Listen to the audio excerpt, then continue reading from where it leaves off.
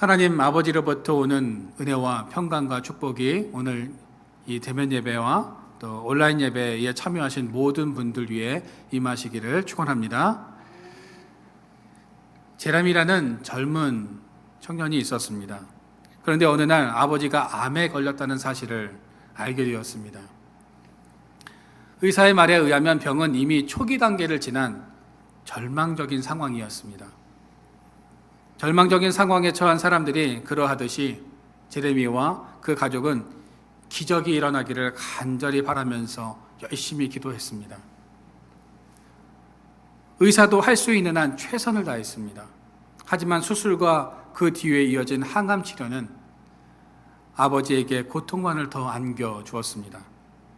제레미야와 가족은 병세가 점점 악화되는 아버지의 야윈 모습을 속수무책으로 지켜볼 수밖에 없었습니다.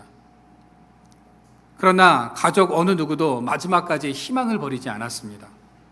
아니, 버릴 수가 없었습니다.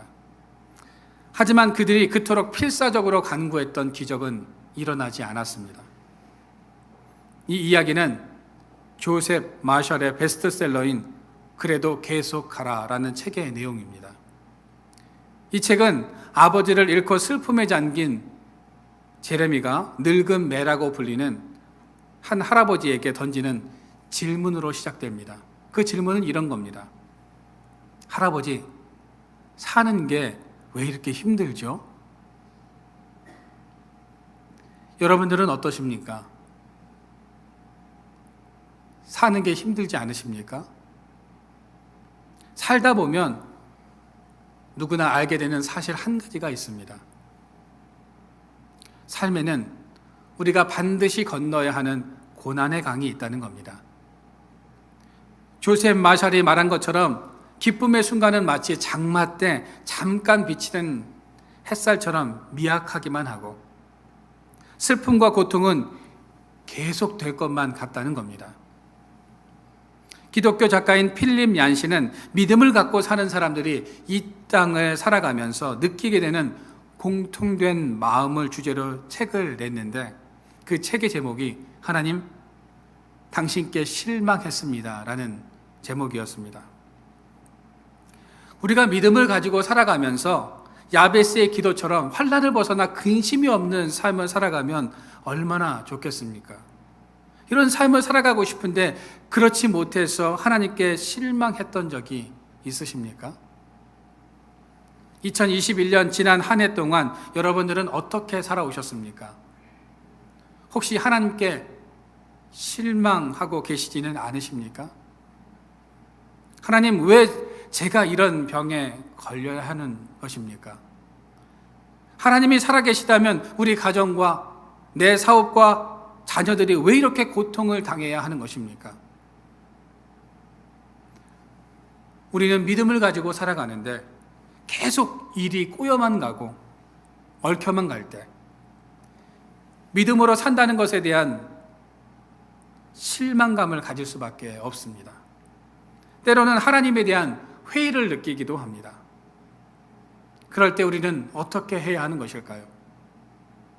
이 힘든 고난의 여정을 우리는 어떻게 극복할 수 있을까요? 그 극복할 수 있는 방법을 제가 몇 가지로 알아보면서 같이 은혜를 나누고자 합니다. 첫째는 낙심이라는 거인을 잡아야 합니다. 오늘 본문 말씀 9절 상반절에 보시면 우리가 선을 행하되 낙심하지 말지니 라고 이렇게 권면하고 있습니다. 여기서 선한 일이란 반드시 기도나 성경이나 전도와 같은 종교적인 것만을 의미하는 것이 아닙니다. 문맥적으로 보면 이 선한 일은 우리 안에 계신 성령님을 기쁘시게 하는 모든 일을 의미합니다. 다른 성도들을 돌아보고 어려운 사람들을 돕고 하나님 나라를 확장하기 위해서 선한 일을 하고 영적인 일을 도모하고 하나님의 말씀에 순종하고 믿음으로 행하는 모든 것을 다 포함하는 것입니다. 바울은 선한 일, 즉 성령을 기쁘시게 하는 일을 하다가 낙심하지 말라고 우리에게 권면하고 있습니다. 사실 각박한 세상 속에서 선한 일을 행하며 살아가는 것이 쉽지만은 않습니다. 우리가 선한 일을 행할 때 늘 격려와 칭찬이 따르고 좋은 결과가 나타나면 얼마나 좋을까요? 그런데 그렇지 않을 때가 훨씬 더 많다라는 겁니다. 아무도 알아주지 않고 도리어 오해를 받기도 합니다. 수군거림과 비난을 받기도 하죠. 이럴 때 우리의 첫 번째 반응은 바로 낙심이다라는 겁니다. 낙심은 문자적으로 마음의 떨어짐 또는 마음의 상실을 뜻합니다. 사전을 찾아보니 이 단어는 용기를 빼앗김, 기가 꺾임이라고 되어 있었습니다. 낙심할 때 우리는 기운을 잃고 의기소침합니다. 낙심한 자는 자기 연민에 빠지며 심하면 삶의 의미마저 포기하게 됩니다. 성경에 보면 위대한 선지자 엘리야가 로뎀나무 아래에서 죽기를 간구합니다. 여러분, 엘리야가 누구입니까? 엘리야가 기도하면 비를 멈추기도 하고 또 엘리야가 기도하면 비가 내리기도 했던 인물이었습니다. 또 이 엘리야가 기도하니 하늘에서 불이 임하게 했던 능력의 종이 바로 이 엘리야입니다. 그런데 아합과 이세벨이 이 엘리야를 죽이겠다고 하니까 도망가다가 이렇게 사느니 차라리 죽는 게 낫다라고 생각을 하고 하나님께 차라리 이렇게 사느니 죽는 게 낫습니다라고 생각하고 죽여달라고 이야기하지 않습니까? 다윗은 어떻습니까? 골리앗과의 싸움에서 승리한 후에 다윗은 앞으로 탄탄대로의 삶을 살 것이라고 생각했지만 그 싸움으로 인해서 사울에게 쫓기는 인생이 되고 말았습니다. 여러분, 다윗이 얼마나 궁지에 몰리고 피할 곳이 없었으면 골리앗의 고향이었던 블레셋으로 망명을 했겠느냐 하는 겁니다. 그때 다윗은 낙심할 수밖에 없었다는 거죠.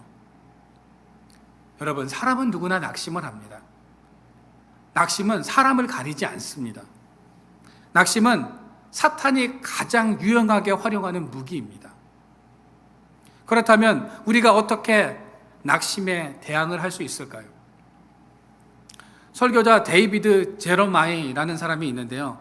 그 사람이 쓴 당신의 삶의 거인을 잡아라 라는 이 책에 보면 낙심에 반응하고 극복하는 몇 가지 방법을 제시하고 있습니다. 첫 번째는 하나님께 부르짖으라는 겁니다. 마지막 수단으로서 하나님께 부르짖음이 아니라 오히려 가장 먼저 하나님께 부르짖어 기도해야 한다는 겁니다. 지난주에 제가 삼손에 대해서 설교를 하면서 삼손은 인생에 딱 2번 기도를 했다고 말씀을 드렸습니다. 그것도 가장 힘들고 가장 고통스러운 순간에만 기도했습니다. 마지막 순간 속에서 하나님께 기도했다는 거죠. 만약 삼손이 늘 하나님께 부르짖는 그런 삶을 살았다면 그는 낙심과 실패의 삶이 아닌 성공의 삶을 살아갔을 겁니다. 제로마이어도 이 책을 통해서 하나님께 나아가 간절히 부르짖고 기도할 때 우리는 낙심에서 벗어날 수 있다고 말을 하고 있습니다. 두 번째로 하나님께서 하라고 맡겨주신 일을 계속하는 겁니다. 감정에 휘둘리고 그래서 내가 지금 이것해서 무엇하나, 이것 한다고 뭐가 달라지나 라고 생각하지 말고 이성과 의지를 가지고 내가 해야 할 일을 계속할 때 낙심을 이겨낼 수 있다는 말을 하고 있습니다. 세 번째로 큰 그림을 그려보라고 말합니다. 내가 겪고 있는 이 어려움과 고난은 큰 그림 중 아주 작은 한 부분, 한 점에 불과하다고 생각한다면 낙심하는 마음이 작아질 수 있다고 말을 하고 있습니다. 그림을 한 장 보여주시겠습니까?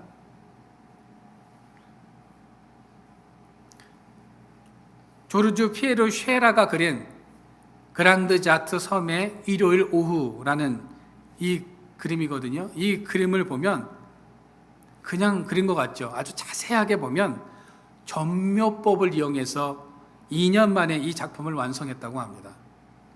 점묘법이 뭐냐면 아주 과학적이면서도 계산적으로 점을 찍어가지고 하나씩 점을 찍어서 깨같이 점을 찍어서 이렇게 그린 그림이에요. 이게 여러분, 지금 내가 겪고 있는 인생의 어려움과 고난과 슬픔이 하나의 점들이 되어서 인생이라는 한 폭의 그림이 되는 겁니다. 때론 내가 겪고 있는 고난이 내 인생에 있어서 너무나 큰 아픔일 수도 있고 감당하기 어려운 것일 수도 있습니다. 그러나 그 아픔에만 집중하면 고통에서 벗어날 수 없고 낙심할 수밖에 없다는 겁니다.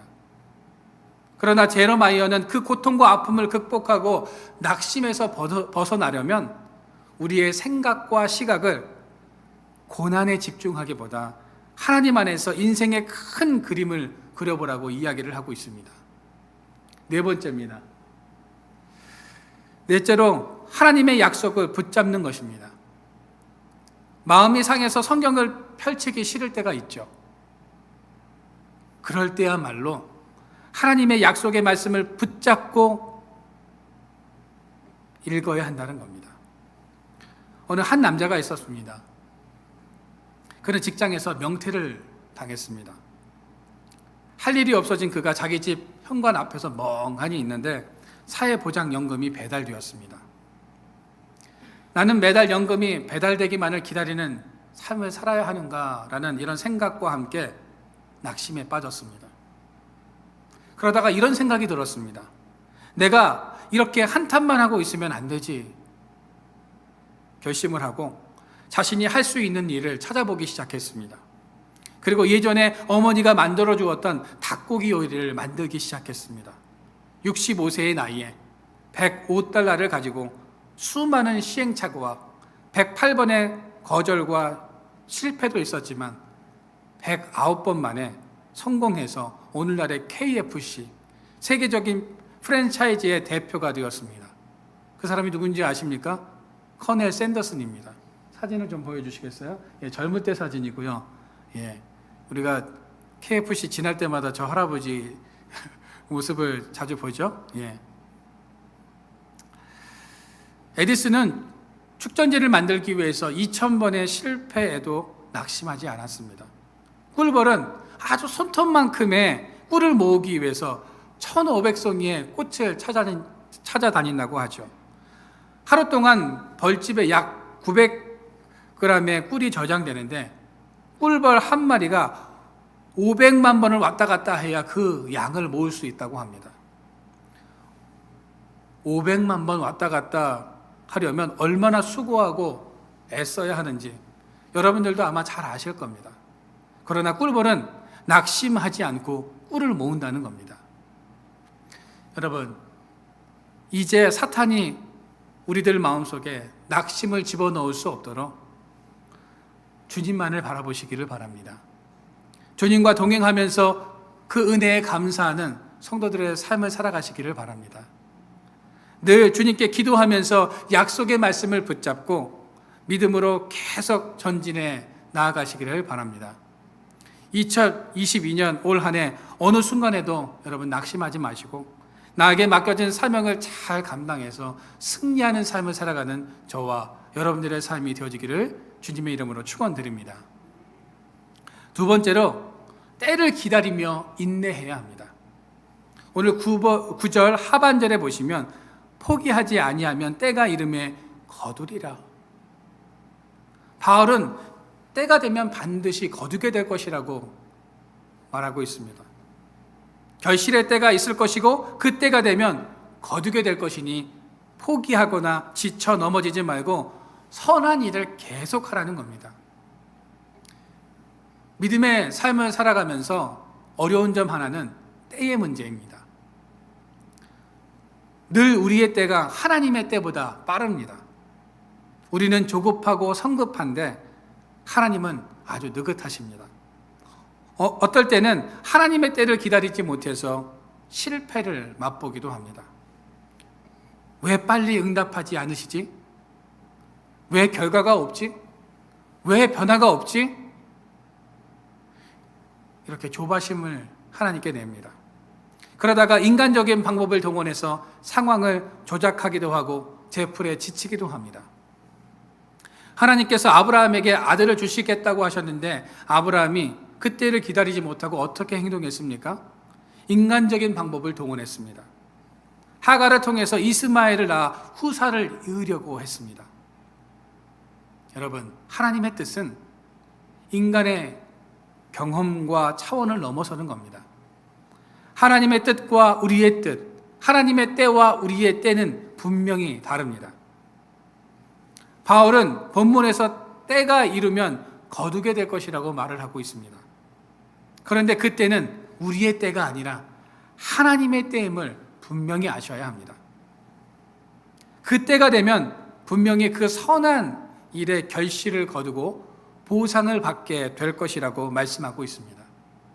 그런데 문제는 그 때를 우리가 기다리지 못하고 인간적인 방법을 자꾸 동원한다는 겁니다. 하나님은 약속을 분명히 지키시는 분이십니다. 그러나 그게 언제가 될지는 하나님만이 아십니다. 하나님은 아브라함에게 아들을 주시겠다고 약속하시고는 25년이나 지나서야 그 약속을 이루셨습니다.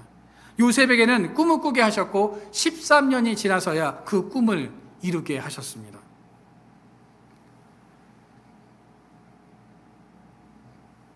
야고보서 1장 12절 말씀을 좀 띄워주시겠습니까?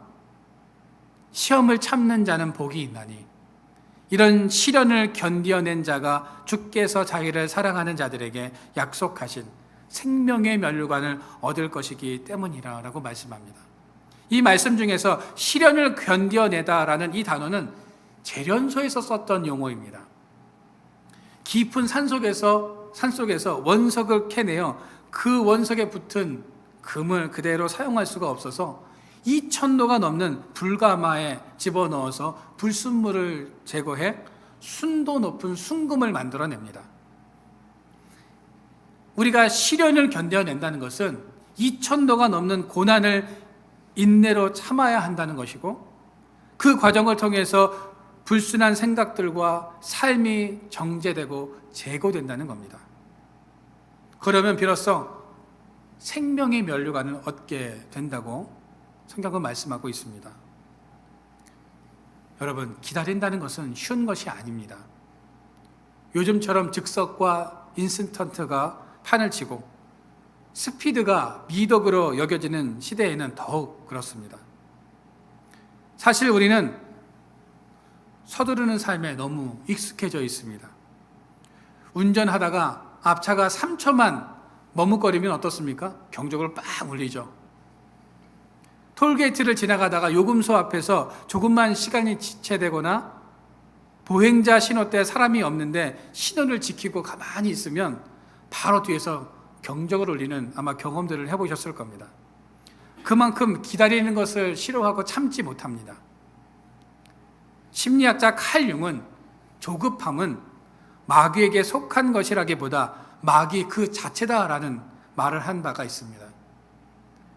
조급함이야말로 하나님의 명령을 불순종하게 만드는 것이라고 말할 수 있습니다. 사무엘상 13장 말씀해 보시면 이스라엘의 초대 왕이었던 사울이 등장합니다. 블레셋과의 전쟁에서 기다리던 사무엘이 오지 않자 탈영하는 군사들이 생겨나기 시작했습니다. 조급해진 사울은 사무엘을 기다리지 못하고 자신이 제사를 드림으로 율법을 저버리고 말았습니다. 사실 사울의 판단은 틀린 것이 아닙니다. 사울 군인들이 흩어지는데 그것을 그냥 지켜볼 지휘관이 어디 있겠습니까? 도리어 상황 판단을 아주 정확히 하고 왕으로서 용단을 내린 겁니다. 그런데 그것은 하나님의 뜻이 아니었다는 거죠. 이성적, 상식적으로는 사울의 판단이 옳았을지는 모르겠지만 하나님의 뜻은 군대가 흩어질지라도 인내하면서 기다려야 했다는 겁니다. 때로 우리는 왜 기다리게 하시는지 알지 못할 때가 있지만 그러나 분명한 것은 하나님의 계획과 뜻 안에서 언젠가는 모든 것이 드러나고 이해될 때가 온다는 사실입니다. 1923년 9월 1일 오전 11시 58분경 동경과 요코하마를 중심으로 대지진이 일어났습니다. 이때 10만 명이 넘는 사상자가 발생했습니다. 그 당시 동경의 건물 3분의 2 정도가 완전히 무너지고 파괴되어 버렸습니다. 그런데 유독 제국 호텔만큼은 아주 건재해 있었고 유리창 5장 정도만 깨졌다고 합니다. 그리고 이 호텔 안에 있었던 사람들은 모두가 안전했다고 하죠. 제국 호텔은 유명한 미국의 건축가 프랭크 로이드 라이트에 의해서 세워졌습니다. 건축 당시 4년의 세월이 걸렸는데 기초공사만 2년이 넘었다고 합니다. 사람들은 기초공사를 하는 동안 쓸데없이 시간 낭비한다고, 돈 낭비한다고 욕을 했지만 라이트는 묵묵하게 4년 만에 이 제국 호텔을 완공해 냈습니다. 그리고 그 진가가 드러난 것은 예측할 수 없었던 대지진 때였다는 거죠. 그렇습니다. 때가 되면 모든 것이 드러나게 되어 있다는 겁니다. 지금 당장은 아무것도 보이지 않고 지금 여러분들의 상황은 고난의 연속일지도 모르고 어려운 상황일 수도 있지만 그 상황을 잘 인내하며 이겨낸 성도들에게는 생명의 멸관이 예비되어 있다고 성경은 말씀하고 있습니다. 그때까지 우리는 인내하면서 묵묵히 자신의 일을 계속하며 기도하는 삶을 살아가시기를 바랍니다. 여러분, 하나님께서 역사하실 때까지 포기하거나 낙심하지 마시고 인내하면서 그때를 기다리는 믿음의 성도들이 되시기를 주님의 이름으로 축원드립니다. 세 번째로, 포기하지 말아야 합니다. 오늘 본문 9절 말씀에 보시면 우리가 선을 행하되 낙심하지 말지니 포기하지 아니하면 때가 이름에 거두리라고 말씀하고 있습니다. 여기서 포기하다는 힘을 잃다, 늘어지다는 의미가 있습니다. 우리가 실망해서 늘어지지 않고 지속적으로 성령께서 기뻐하시는 일을 계속한다면 언젠가는 그 결과물을 얻게 될 것이라고 말씀하고 있는 것입니다. 여러분, 우리는 성령께서 기뻐하시는 일을 함에 있어서 포기해서는 안 됩니다. 언젠가 그때가 이룰 때까지 포기하지 말고 계속 그 일을 감당해야 한다는 거죠. 도끼를 갈아서 바늘을 만든다는 말이 있습니다. 마부위침이라고 하죠. 이 말은 끊임없이 노력하고 끈질기게 인내하면 성공한다는 말입니다. 도끼를 갈아서 바늘을 만들자면 오랜 시간이 걸립니다. 아니, 한평생이 걸릴지도 모릅니다. 그러나 포기하지 않으면 성공한다는 거죠. 우리가 주님의 일을 하다가 낙심이 되고 포기하고 싶은 순간이 찾아올 수도 있습니다. 그럴 때일수록 우리가 기억해야 할 것은 어떠한 순간에도 포기하지 말아야 한다는 겁니다. 작년에 인터넷 글을 보다가 한 선교사님이 쓴 일기를 본 적이 있습니다. 박경호 선교사님이라는 분이신데 저는 전혀 모르시는 선교사님이요. 그런데 그분이 선교지 일기를 쓰셨는데 그 선교지 일기를 잠깐 여러분들에게 좀 소개해 드리도록 하겠습니다. 하나님을 아예 몰랐으면 더 좋았으련만, 하나님의 뜻을 깨닫지 못했으면 더 좋았으련만, 하나님의 마음을 이해하지 못했으면 더 좋았으련만, 하나님을 알고 하나님의 뜻을 깨닫고 하나님의 마음을 이해하고 있음에도 불구하고 그렇게 못 사는 나 자신을 볼 때 힘들어진다. 하나님, 매일 매 순간 당신의 뜻을 따라 사는 건 너무 힘들어요. 힘들어요. 너무 힘들어요. 그랬더니 금방 하나님의 음성이 들렸다. 그리스도인으로서 사는 건 원래 힘든 거야. 순간 정신이 번쩍 들었다. 큰 위로와 힘을 얻었다. 내가 고등학교 다닐 때 윤리 선생님이 늘 이런 말씀을 하셨다. 포기는 빠를수록 좋다. 살다 보면 포기하는 것도 지혜임을 깨닫는다. 그러나 포기할 게 따로 있다. 그리스도인으로서 살면서 아무리 더럽고 추하고 모자란 자신의 모습을 보고 발견하고 또 발견하더라도 거룩하고 의로운 삶에 대한 추구는 포기하지 말아야 한다. 삶이 너무 힘들더라도 말이다. 더스티 로빈슨이라는 미국 선교사님에게 늘 들었던 조언이 갑자기 떠오른다. 결코 포기하지 마라. 여러분, 이 땅에서 그리스도인으로 산다는 것이 쉽지 않습니다. 오죽했으면, 하나님을 아예 몰랐으면 더 좋았고, 하나님의 뜻을 깨닫지 못했으면 더 좋았고, 하나님의 마음을 이해하지 못했으면 더 좋았겠다는 글을 남겼겠습니까? 그런데 주님은 그리스도인으로 사는 게 원래 힘든 거야 라고 말씀하십니다. 우리가 이 땅에서 그리스도인으로 살 수밖에 없다면, 그 힘든 삶을 선택했다면 우리는 낙심하거나 절대로 포기하는 삶을 살아서는 안 됩니다. 2022년 어떤 마음으로 한 해를 시작하셨습니까? 여러분들은 새해에 어떤 선한 일을 계획하고 계십니까?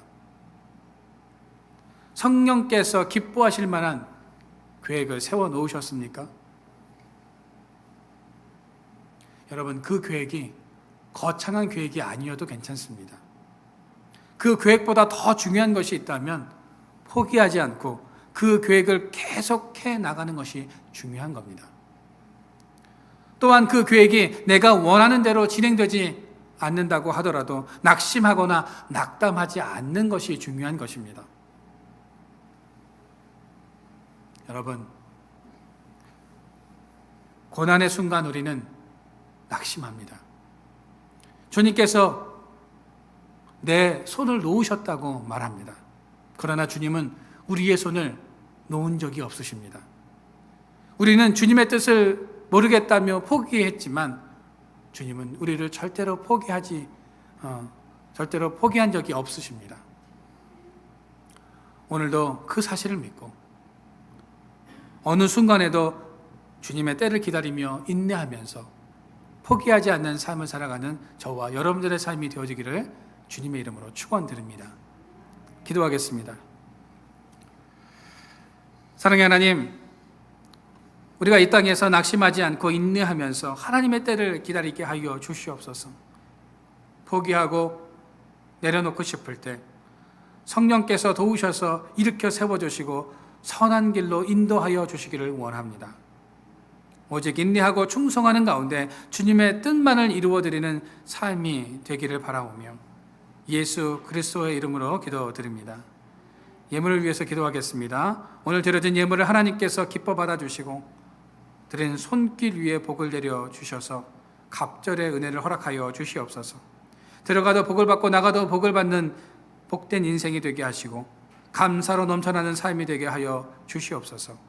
오늘 드려진 이 예물이 쓰이는 곳마다 하나님의 나라가 확장되어지게 도와주시고 주님의 영광에 나타나 아름다운 열매를 맺는 삶이 되게 하여 주시옵소서. 예수 그리스도의 이름으로 기도드립니다. 교회 소식을 전해드리도록 하겠습니다. 신년 기도 제목들을 받고 있습니다. 기도 제목 5가지를 작성하셔서 저에게 카톡으로 보내주시면 1년 동안 제가 그 기도 제목들을 가지고 계속 기도해 드리도록 하겠습니다. 기도 제목 이루어진 거는 따로 체크해 놓고 또 이제 계속 더 4가지를 위해서 집중하고 또 기도 제목 응답 받으셨다면 또 3가지에 집중하고 이렇게 1년 동안 계속 기도해 드릴 테니까요. 여러분들 기도 제목 5가지를 정리하셔서 저에게 메모지에 적어 주셔도 좋고요. 카톡으로 보내주셔도 괜찮습니다. 보내주시면 제가 그렇게 계속 기도해 드리도록 하겠습니다. 온라인 헌금을 드리시기를 원하시는 분들 화면에 계좌로 보내주시고요. 또 예물 봉헌해 주신 분들 명단 화면에 올려놓았습니다. 다시 한번 감사드립니다. 제가 축도하고 오늘 예배를 마치도록 하겠습니다. 이제는 예수 그리스도의 크신 은혜와 극진하신 하나님 아버지 사랑하심과 성령님의 감화감동 역사 충만하심이 낙심하지 말고 하나님의 때를 인내하며 기다리기로 작정하는 우리 성도들 머리 위와 그들의 삶 위에 하나님께서 영원히 함께하여 주시기를 간절히 축원하옵나이다. 아멘.